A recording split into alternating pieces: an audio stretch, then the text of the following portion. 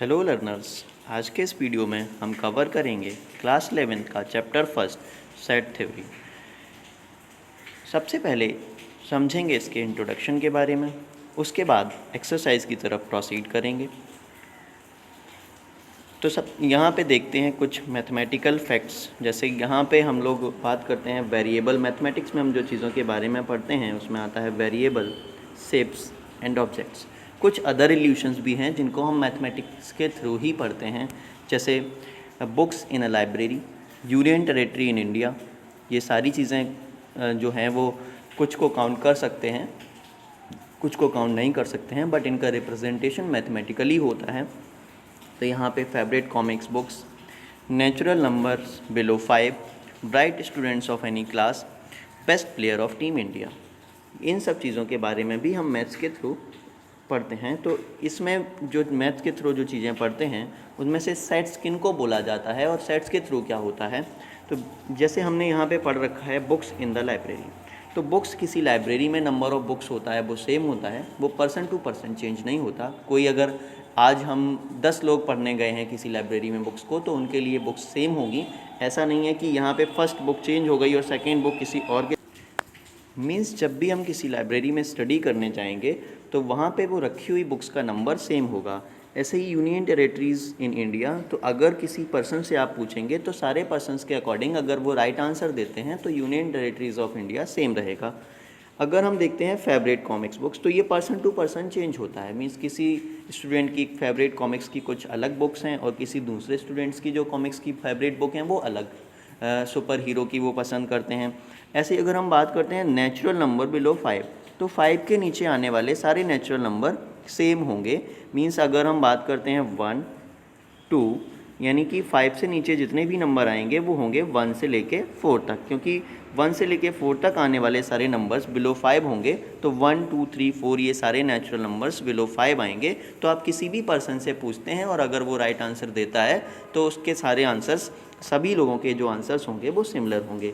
ऐसे अगर हम बात करते हैं bright students of any class, तो वहाँ पे ये टीचर टू टीचर चेंज होता रहता है, क्योंकि ये चीज़ें जो हैं ये पर्सन टू पर्सन चेंज, ये चीज़ें पर्सन टू पर्सन चेंज होती हैं। तो यहाँ पे अगर कोई दो टीचर्स हैं अलग अलग ऑब्जर्वेशंस करते हैं तो उनके दोनों के अकॉर्डिंग जो नंबर ऑफ़ स्टूडेंट्स होगा ब्राइट स्टूडेंट्स का एक क्लास में वो अलग अलग होगा। ऐसे ही best player of team India, तो टीम इंडिया का बेस्ट प्लेयर किसी स्टूडेंट को अगर रोहित शर्मा पसंद है तो वो रोहित शर्मा को बेस्ट प्लेयर बताएगा, किसी को अगर धोनी पसंद है तो वो धोनी को बेस्ट प्लेयर बताएगा, और अगर किसी को विराट कोहली पसंद है तो विराट कोहली को बेस्ट प्लेयर बताएगा। तो ये जो कुछ चीज़ें हैं ये पर्सन टू पर्सन चेंज होती रहती हैं।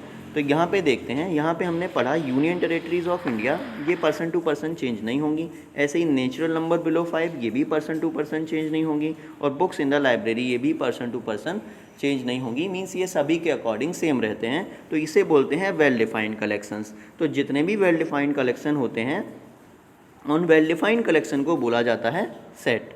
ठीक है, तो सेट के थ्रू हम उन सारी चीज़ों को पढ़ते हैं जो वेल डिफाइंड होते हैं। फिर आ जाता है कि जो वेल डिफाइंड नहीं थे क्या उनको भी सेट्स के थ्रू पढ़ेंगे? नहीं, उनको सेट्स में नहीं काउंट किया जाता है, वो सारे वेल डिफाइंड नहीं होते हैं, क्योंकि सेट्स जो होता है वो वेल डिफाइंड कलेक्शन होता है। ओके, अब देखते हैं इम्पॉर्टेंस ऑफ सेट क्या है, सेट की क्या इम्पॉर्टेंस है। तो सबसे पहले बात करते हैं इसके डेवलपमेंट के बारे में।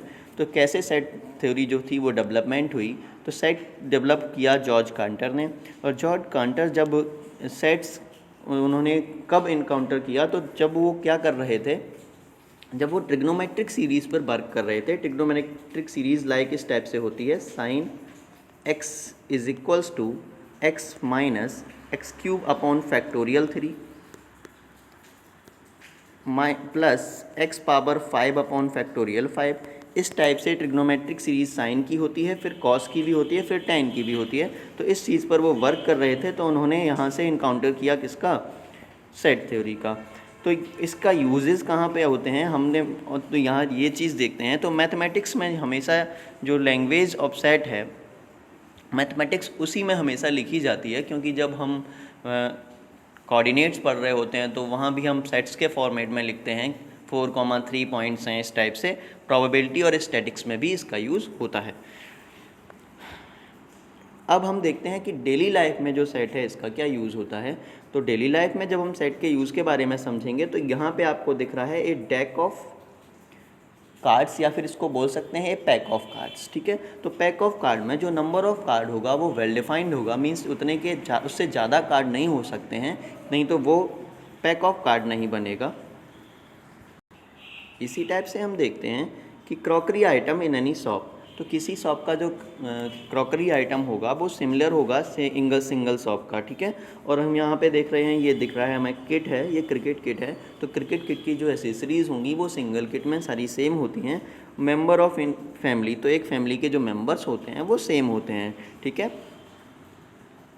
अब सेट फ्रॉम मैथमेटिक्स की बात आती है, तो मैथमेटिक्स के सेट्स में क्या होता है, तो यहाँ पर अगर हम वेल डिफाइंड में बात करते हैं तो ऑड नंबर्स ये होते हैं 1 3 5 7, even numbers, prime numbers, natural numbers, ये सारी चीज़ें क्या हैं, ये सारी चीज़ें हैं मैथमेटिक्स में जो वेल डिफाइंड नंबर्स हैं उन सबको सेट के थ्रू ले सकते हैं। जैसे टाइप ऑफ ट्राइंगल है, टाइप ऑफ स्क्वायर है, ठीक है, square root of any equations है, क्योंकि ये जो इक्वेशंस है x² - 3x + 2 = 0, इसके जो रूट्स आएंगे ये 2 रूट्स आएंगे जो डिफाइंड हैं, ठीक है। और यहाँ पे हमने नीचे एक नोट लिख रखा है, element of a set do not repeat. इसका मतलब है कि किसी भी सेट के जो एलिमेंट हैं वो कभी रिपीट नहीं होते हैं। इसके बारे में समझेंगे हम लोग आगे की स्लाइड में। कुछ स्टैंडर्ड सेट होते हैं, जैसे यहाँ पे n अगर कहीं पे लिखा हुआ है तो n का मतलब होता है सेट ऑफ नेचुरल नंबर। फिर कहीं अगर z लिखा हुआ है तो z का मतलब होता है सेट ऑफ इंटीजर्स। फिर उसके बाद अगर कहीं पे लिखा हुआ है q तो इसका मतलब है सेट ऑफ रैशनल नंबर। फिर यहाँ पे अगर कहीं लिखा मिलता है r तो r मीन्स रियल नंबर्स को रिप्रेजेंट करता है, तो ये set of all real numbers होगा। अगर इन्हीं सारे सिंबल्स के ऊपर पॉजिटिव लगा होता है इट मीन्स ये जो नंबर्स हैं, मीन्स अगर हम z पॉजिटिव की बात करते हैं तो ये पॉजिटिव इंटीजर्स हो जाएंगे, और अगर r पॉजिटिव की बात करते हैं तो ये set of positive real numbers हो जाएगा। इसमें नेगेटिव नंबर्स को काउंट नहीं किया जाता है।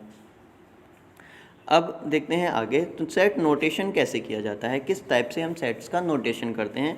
तो सेट को हम डिनोट करते हैं मैक्सिमम कैपिटल लेटर्स से। कैसे, इस टाइप से a = करली ब्रैकेट x, y, z, इस टाइप से।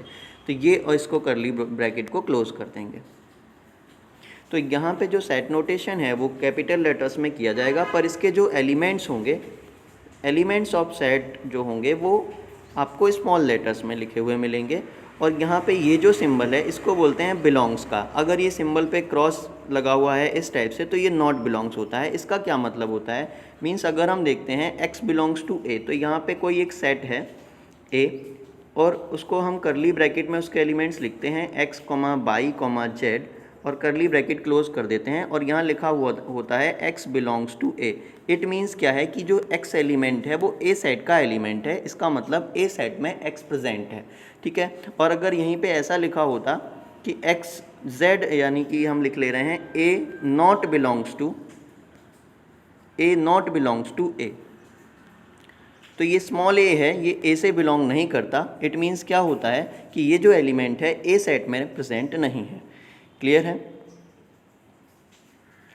अब हम लोग आगे की स्लाइड में देखते हैं कि method of representation of set क्या होते हैं, कितने टाइप से हम सेट को रिप्रेजेंट कर सकते हैं। तो इसके 2 मेथड हैं मेनली, जिसमें फर्स्ट मेथड है रोस्टर मेथड या रोस्टर फॉर्म, इसको हम टेबुलर फॉर्म भी बोलते हैं। फिर दूसरा मेथड होता है सेट बिल्डर फॉर्म, इसमें हम लैंग्वेज फॉर्मेट में लिखते हैं लाइक दिस। तो रोस्टर फॉर्म में क्या किया जाता है, रोस्टर फॉर्म में एक सेट है उसको रिप्रेजेंट किया जाता है listing all elements with the help of comma. For example, अगर हमसे बोला जाता है set of all positive integers या set of natural numbers below 5, तो set of natural number below 5 में क्या होगा, यहाँ पे हमें करली ब्रैकेट लगाना होगा और हम लिखेंगे 1 2 3 एंड 4 एंड ब्रैकेट क्लोज, क्योंकि 5 तक का बोला हुआ है तो 5 से नीचे के जो नेचुरल नंबर्स हैं वो 1 2 3 एंड 4 हैं, तो ये सारे नंबर्स हो जाएंगे नेचुरल नंबर्स बिलो 5। और इस मेथड को बोलेंगे रोस्टर मेथड, जब हम इसको कॉमा लगा के रिप्रेजेंट करेंगे। फिर एक मेथड आता है सेट बिल्डर फॉर्म। तो सेट बिल्डर फॉर्म में क्या किया जाता है, इसमें एलिमेंट जो होते हैं इसको हम कॉमा प्रॉपर्टी का यूज़ करके रिप्रेजेंट नहीं करते हैं, इसको हम रिप्रेजेंट करते हैं एक प्रॉपर्टी के फॉर्म में, मीन्स एक नोटेशन के फॉर्म में, जैसे हम लैंग्वेज फॉर्म में नोट करते हैं उसी टाइप से। फॉर एग्जांपल यहाँ पे लिखा हुआ है कि x such that x is a vowel of English alphabet. यहाँ पे क्या होगा, ये हमें इस टाइप से रोस्टर फॉर्म में लिखा हुआ मिलेगा A E I O U comma लगा लगा के। तो ये सारे क्या हैं, ये वोवेल्स हैं।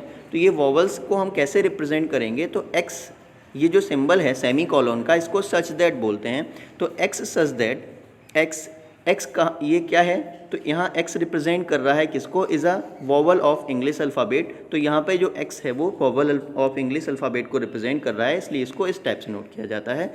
ठीक है, और कभी भी कोई भी एलिमेंट इस रोस्टर मेथड में जब हम नोट करेंगे तो रिपीट नहीं होगा। ठीक है, यहाँ set is denoted to starting the property that is member satisfied. तो ये एक ऐसी प्रॉपर्टी को स्टेट कर रहा है कि इसके जो मेंबर्स हैं इस सेट के, ये सब सेटिस्फाई हो रहे हैं इससे। लेकिन ये ऐसा नहीं है कि ये प्रॉपर्टी हमेशा यूनिक होगी कि हम यही चीज़ लिखेंगे। इसके बारे में नीचे वाले में समझाया हुआ है, x such that x is a letter of word principle. तो यहाँ पर ऊपर हमने एक सेट लिया है जिसमें आपको अल्फ़ाबेट्स लिखे मिल रहे हैं PRINCAL।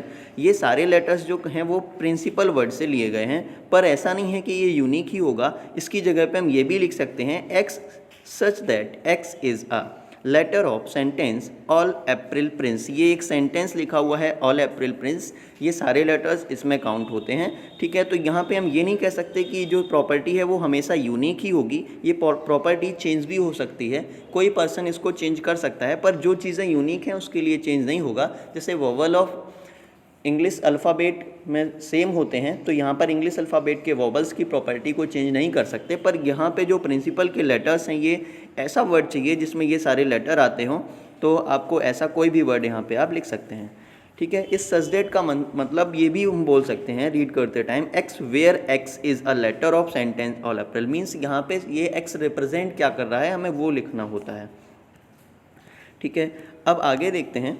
तो आगे की चीज़ में हमें समझना है कि किस टाइप के सेट और होते हैं। तो समझते हैं, अगर आपको कहीं सेट रिप्रेजेंट करना है रोस्टर फॉर्मेट में, तो आपको 2 साइड कर्ली ब्रैकेट लगाना होगा और इसके बीच में सारे एलिमेंट्स कॉमा के थ्रू लिखने होंगे। अगर आप कॉमा नहीं लगाते हो तो वो सिंगल एलिमेंट काउंट किया जाएगा। ठीक है, तो ये सारी चीज़ें नोटेट करते हैं। फिर इसके बाद आता है एम्प्टी सेट। तो एम्प्टी सेट को हम 5 से रिप्रेजेंट करते हैं और एम्प्टी सेट को हम ब्लैंक कर्ली ब्रैकेट से भी रिप्रेजेंट करते हैं। फिर आता है सिंगलटन सेट। तो सिंगलटन सेट में क्या होगा, ये कर्ली ब्रैकेट होगा और कर्ली ब्रैकेट में एक कोई भी नंबर होगा। अगर यहाँ पे 5 लिखा होता है तो ये एम्प्टी सेट नहीं होता है, क्योंकि इसका एक सिंगल एलिमेंट इसके अंदर लिखा हुआ है। इट मीन्स ये सिंगलटन है, ये आपका एम्प्टी सेट नहीं है। ठीक है, फिर हम बात करते हैं फाइनाइट और इनफाइनाइट सेट की। तो फाइनाइट वर्ड से ही समझ में आ जाता है कि फाइनाइट सेट क्या होता है। तो जब हम फाइनाइट सेट की बात करेंगे तो इसमें जो नंबर ऑफ एलिमेंट्स होगा वो एक फाइनाइट सेट होगा। ठीक है, और इनफाइनाइट सेट क्या होता है, ये जो नंबर्स हैं ये काउंटेबल नहीं होंगे, मीन्स ये इनफाइनाइट होंगे, तो हम इस सेट को इनफाइनाइट सेट बोलते हैं। सारे फाइनाइट सेट को हम रोस्टर मेथड में और सेट बिल्डर मेथड में रिप्रेजेंट कर सकते हैं, बट यहाँ पे इनफाइनाइट सेट में से सारे सेट्स को रिप्रेजेंट नहीं कर सकते, कुछ सेट को रिप्रेजेंट कर सकते हैं। जैसे number set of natural numbers. तो नेचुरल नंबर्स इनफाइनाइट हैं, पर हम इनको सेट रिप्रेजेंट करने के लिए लिख सकते हैं 1 2 3 डॉट डॉट करके, और आगे चला जाएगा ये इस टाइप से। क्लियर है, आगे की चीज़ों के बारे में हम समझेंगे आगे के वीडियो में।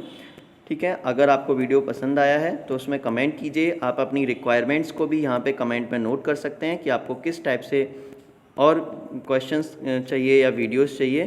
इंट्रोडक्शन सेशन अगर आपको पसंद आया है तो thank you for watching our video and channel को लाइक एंड सब्सक्राइब कर दें, जिससे आपको आगे के सारे वीडियोस मिलते रहें, और नोटिफिकेशन बेल को भी प्रेस कर दें।